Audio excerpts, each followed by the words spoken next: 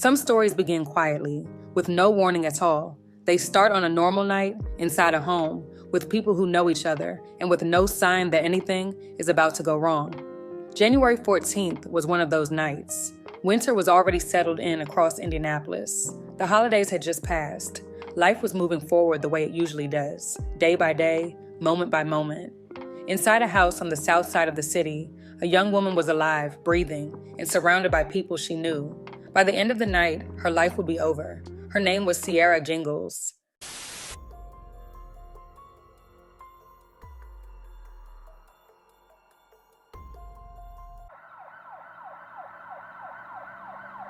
Sierra Jingles was born on June 23, 2004, in Bloomington, Indiana. To the people who knew her best, she was affectionately called Cece, a name used by loved ones and close friends. To her family, she was a daughter first. Her mother described her as a beautiful person, with a warm spirit. She was someone they loved deeply. She said Sierra always had a smile on her face, even when things were difficult. Sierra was a student at the Excel Center. She was working toward graduation and was looking forward to finishing her program in February of this year. School was important to her. She was proud of herself for staying on track and excited about what came next.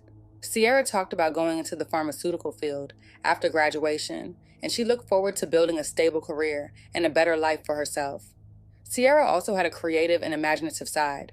She expressed herself through art and creativity in many ways. She worked on tattoo designs through her project called Sierra Tattoo Artistry, showing her love for drawing and visual art. In her free time, she enjoyed crafting and hairstyling, using her hands to create and transform. Those close to her knew her as someone who liked to learn, try new things, and express herself in her own way. On the evening of January 14th, Sierra was inside a home on Shelby Street, on the south side of Indianapolis. Inside the home that night were several family members. Among them were two stepbrothers, including Gary Gatewood Jr., who was 21 years old. Also inside the home was Sierra Marie Jingles, who was dating Gatewood's stepbrother. His name has not been released. According to investigators, an argument broke out between the two stepbrothers. The dispute was regarding a dog that was making noise inside the home. What started as a simple argument quickly became heated and did not calm down. As the argument escalated, Sierra stepped in and tried to stop it. Investigators alleged that during the dispute, Gatewood pulled out a gun and started shooting. Sierra was shot in the neck. After shooting Sierra, Gatewood continued firing repeatedly at his stepbrother. Around 8:30 that night, officers with the Indianapolis Metropolitan Police Department were called to the home. When they arrived at the home, they found a man outside, the stepbrother, who said he believed he was shot by a family member. The officers took a closer look and learned that the man was not hit and the bullet had gone through his clothing. That man told officers that someone else inside the house might have been shot. When officers entered the home, they found Sierra suffering from gunshot wounds. Emergency responders attempted to help her.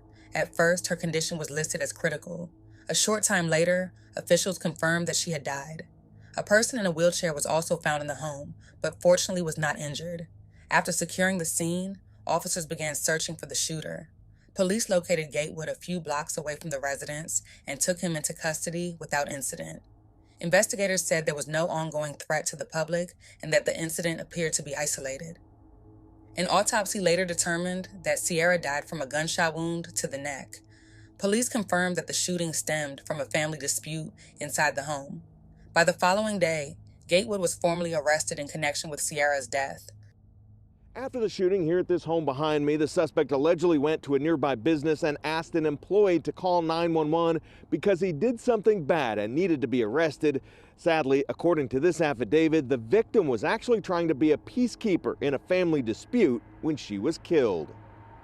Inside a home here on Shelby Street last Wednesday night, a fight between stepbrothers turned violent and left an innocent woman shot to death. It's a simple argument that just turned deadly for no reason. Edith says although her daughter, Sierra Jingles, who she called Cece, was only 21 years old, she loved helping others and always tried to set a good example. She was kind of like the mom in the family.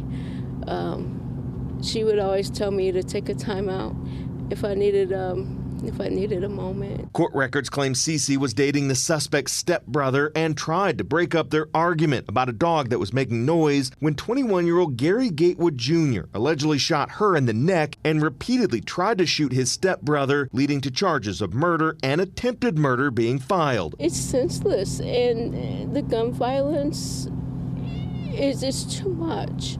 So many innocent people are getting hurt. Finally, the suspect made his initial court hearing today. He's now being held without bond at the Marion County Jail pending trial. In the days after the shooting, Sierra's family began the painful process of grieving and trying to understand how everything changed so quickly, with her mother, Edith, speaking publicly about her daughter and the heartbreak of losing her.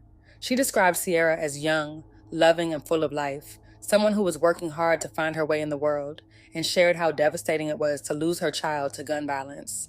Edith also spoke about the larger problem of violence and how common it has become, especially among young people, saying it was heartbreaking to see so many families experiencing the same kind of loss.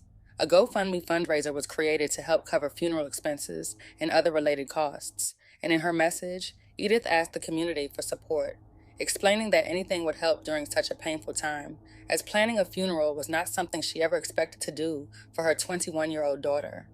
Members of the community responded with condolences, prayers, and messages of support, sharing memories, offering comfort, and expressing anger and sadness over another young life lost. Sierra's death was not just a police report to the people who knew her, but a real loss and a real absence, a young woman who would no longer walk through the door, answer the phone, or smile at the people who loved her. Sierra's story is not just about how she died. It is about who she was before that night. It is about a young woman whose life mattered long before police were called and long after the scene was cleared. As the case moves through the justice system, her family continues to mourn and to seek accountability. They are left with memories, grief, and a future that looks very different than the one they imagined.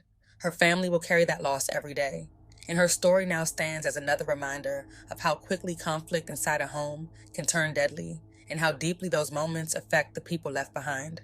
Rest in peace, Sierra Jingles.